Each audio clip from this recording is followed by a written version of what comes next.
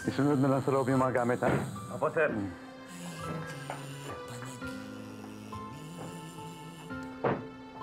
Cecilia? Iha? Bakit?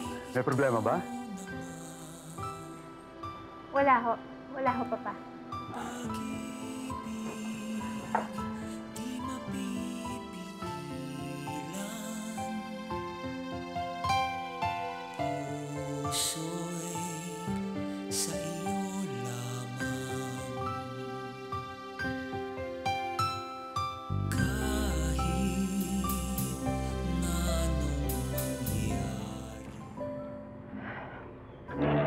Nagbaka sakali akong hanapin ka sa dati mong tinitiran. Mabuti na lamang at may mga mabubuting loob na tao na nakapagturo ng lugar na to. May nakapagsabi nga sa akin na mayroon daw naghahanap sa akin pero ibang pangalan ang ibinigay. Ikaw pala yun. Bakit? Hindi ba nabanggit sa'yo ng napagtanungan mo? Na nanggaling ako sa kulyon dahil sa naging sakit ko? Mukhang naging maganda naman ang buhay mo. Bakit ka pa nagbalik? Pagkat may dapat akong balikan dito. Ang anak natin.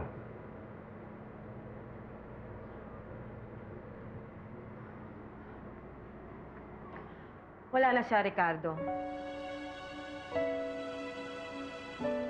Wala na.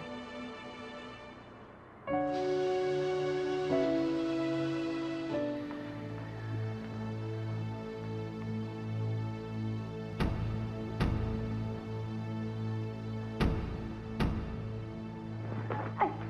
Sorry ho. Sorry po.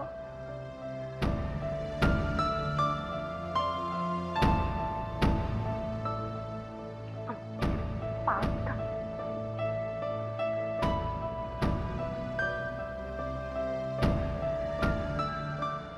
Bakit, Cecilia?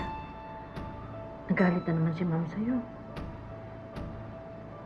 Hindi po. Wala ko yun. Dinapuan siya ng matinding sakit. Ginawa ko ang lahat pero wala akong nagawa. Mukhang hanggang doon na lang talaga ang naging buhay niya. Bakit hindi mo sa akin sinabi? Binalak ko pero nagdalawang isip ako. Bakit? Dahil natatakot ako na baka mawalan din siya ng importansya sa'yo. Hindi ba? Wala namang ibang mahalaga sa'yo noon kung hindi ang mga magulang mo at ang kinabukasan mo. Naaalala mo ba, Ricardo? Nagmakaawa ako sa'yo. Tinigilan kita.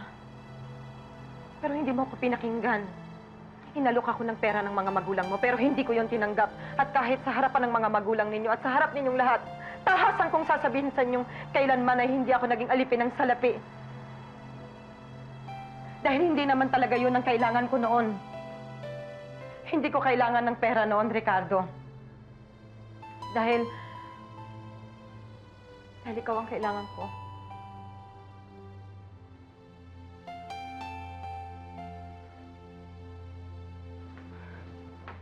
Cecilia? Cecilia? Cecilia? Aalis ka na naman? Oo, Manang Ising. May pupuntahan lang ho ako. Sandali lang po. Salamat ho. Sandali. Anong salamat? Para saan? Wala. Sige ho.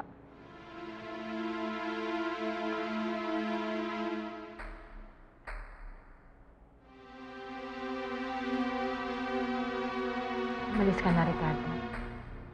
Magsumbatan man tayo ng magsumbatan, wala na ring mangyayari. Mariana, patawarin mo ako sa mga naging pagkukulang ko. Lalo na ang ginawang paghihimasok ng mga magulang ko. Naging mahina ako. Matagal na kitang napatawad. Pero aaminin ko sa'yo, minsan halos isumpa kita. Pero napaghilom na rin ng mahabang panahon ang lahat ng mga sakit na naranasan ko sa'yo.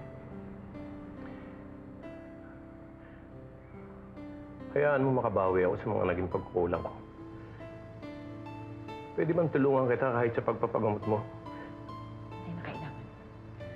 Maraming salamat sa pagbisita mo. Nakakaalis ka na.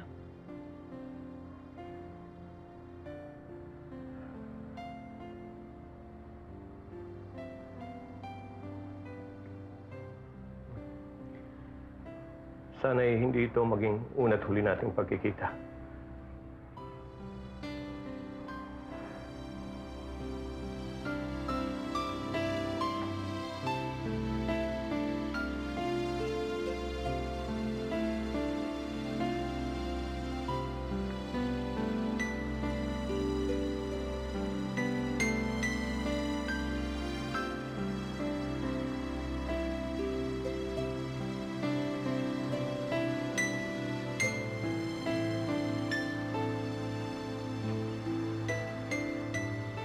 Alam mo ba, Gilbert, malaya akong nakapasok sa bahay ng mga Altamonte.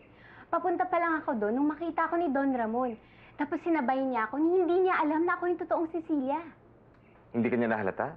Hindi nga ako nakapagsalita. Eh si Olga, wala ba si Olga doon? Alam mo, Gilbert, yun nga ang pinagpapasalamat ko. Mabuti na lang at wala doon si Olga. Kung hindi, nabuko na ako agad. Eh paano ko nadudo si Olga? Anong gagawin mo, Cecilia? Handa ka na bang humarap kay Olga? At ipamukha sa kanya lahat ng panulokong ginawa niya sa mga Altamonte? Hindi ko alam, Ann. Hindi ko talaga alam. Pilit kong tinatanggal sa isipan ko ang possibility na baka nga anak ni Consuelo si Jimboy kay Vladimir. Mas gusto ko pa rin paniwalaan na anak lang ng isang katulong ang batang yun. Pero posible, di ba? Posibleng anak ni Consuelo kay Vladimir si Jimboy. Eh, tignan mo na lang yung features ng bata. Well, ang akin, speculations lang yun. Hinala ko lang yun, ha? But then again, pwedeng tama pa rin ang mga hinala ko, di ba? Gilbert, hindi ka natutuwa sa ginawa ko, no?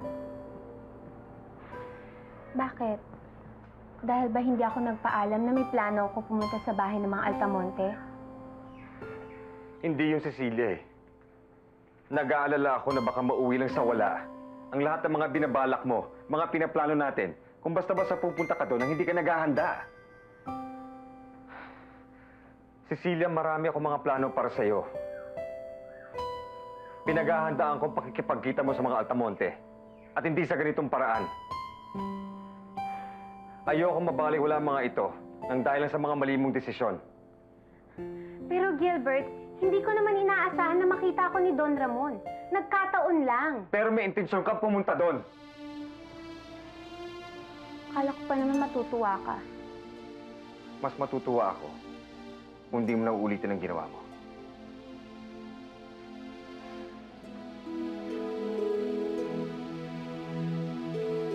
Actually, Ann, gumawa na ako ng sarili kong investigasyon.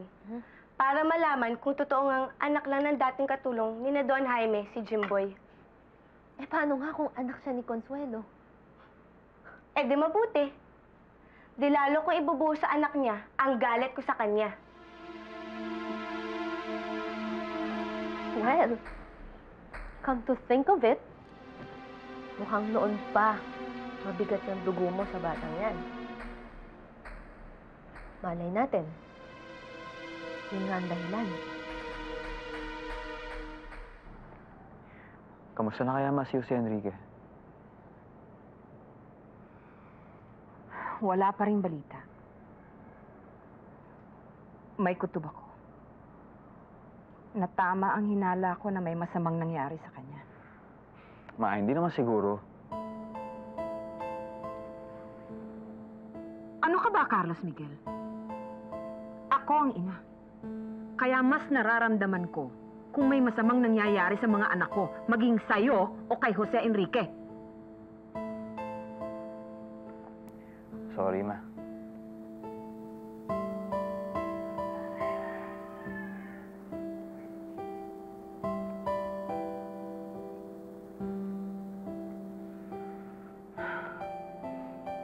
Bakit hindi mo kaya tanungin ang magaling mong asawa? Baka may alam siya tungkol sa pagkawala ng kapatid mo.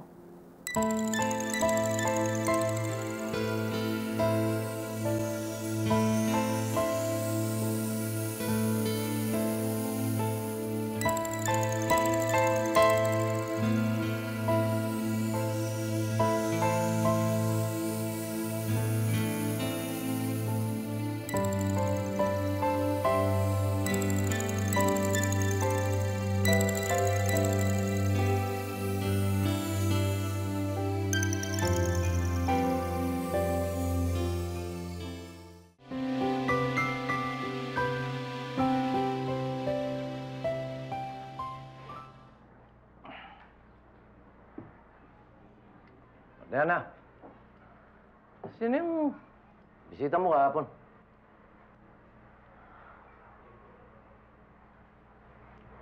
Bisita?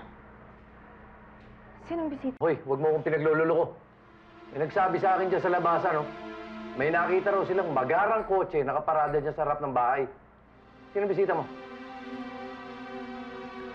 Si Ricardo. Hoy! Si Ricky Boy! Ano sabi? Ha? Kailan daw sila magkikita ni Cecilia? Susustentohan daw ba niya? Sige, ingat ka ha. At saka tumawag ka na lang kapag malapit ka na para makapaghanda ako ng hapunan. Sige, Manang. Salamat. Cecilia? Sige, Gilbert.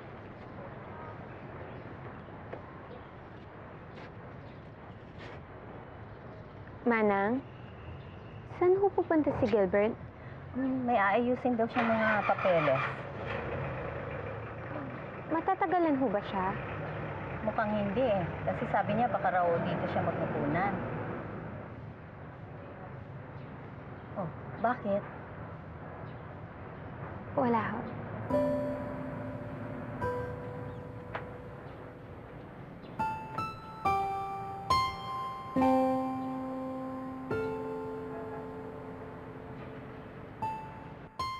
Gaga ka talaga, oh. Ba't mo sinabing patay na anak mo? Ha? Eh, paano kung balak pala niyang sustento ang kayong dalawa?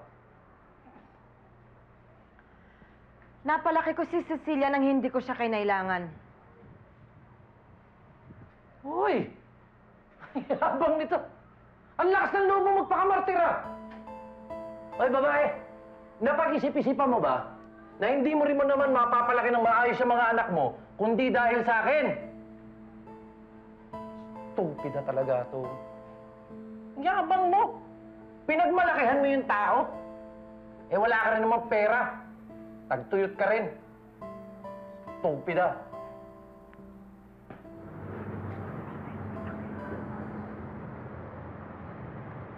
Please, Apollo, ihatid mo na ako. Yvonne, huwag ka na umiyak. I'm sorry. Sakit mo naman kasi magsalita eh. Parang ang sama-sama akong babae. Oo naman kasi. Hanggang ngayon, hindi ko pa alam kung mahal mo ba talaga ako o pinaglalaroan mo lang ako eh. Siyempre, mahal kita. Masasaktan ba ako ng ganito kung hindi? Huwag ka magpapauto! Huwag ka magpapauto, wag!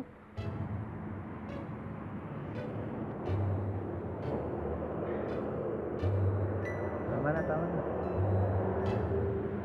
Feel na kita.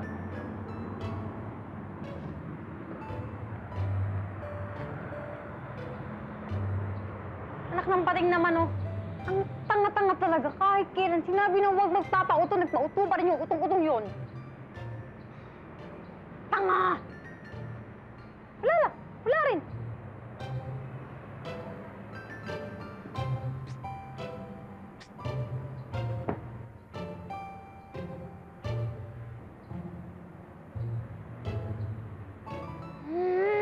Yona, sige na, bigyan mo na sa akin yung address ni Eloisa. Susurpresahin ko lang naman siya eh.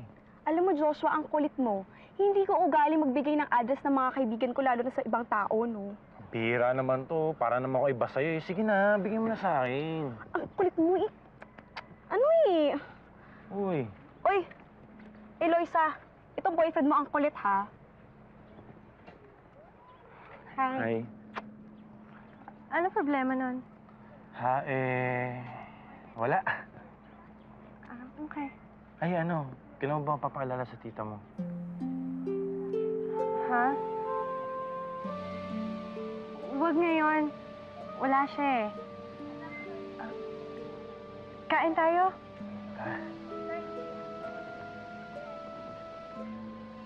Next time, paalala mo na ako sa tita mo, Sige. Ma'am, ba't hindi na lang po kayo magpatid kay Doming? Total, mamaya pa naman po yung susunduin si Sir eh. Ano bang pakialam mo? Gusto ko mag-taxi eh.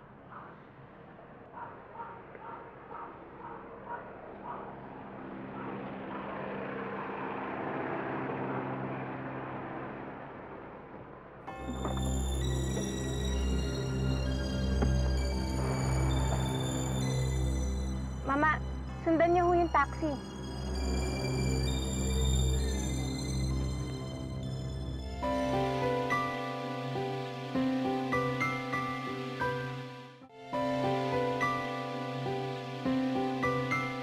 Promise, Tito, na huwag kang malikas sa office, ha?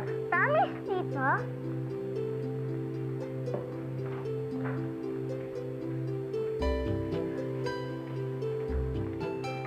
Tita Consuelo! Jimboy! Buti naman sinama mo siya. Actually, matagal na niya akong kinukulit na isama siya rito. Para matapos, pinagbigyan ko na rin. Kaso lang may problema ako. Ano yun? Nakalimutan ko may meeting pala ako mamaya, hindi ko siya pwedeng isama. Huwag kang mag-alala, Vladimir. If you want, I could take care of him for now. Please, Tito, I want to go with Tita Consuelo.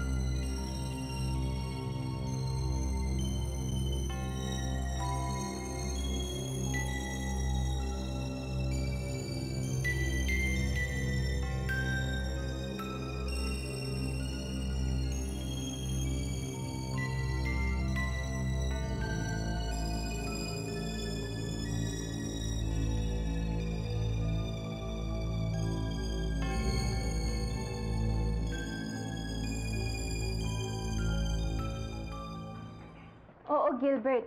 Nasundan ko si Olga doon sa unit na pinuntahan niya. Hindi ko alam kung sino yung pinuntahan niya doon. Pero alam mo, tingin ko sa kanya yun dahil malaya siyang nakakapasok. At sabi ng pinagtanungan ko, wala naman daw nakatira doon. Ano gusto mo sabihin, Cecilia? Gilbert, may naisip ako. Gagawa ko ng paraan para makabalik doon si Olga. Tapos ikukulong ko siya. Para pwede na akong bumalik sa mga Altamonte. Ano?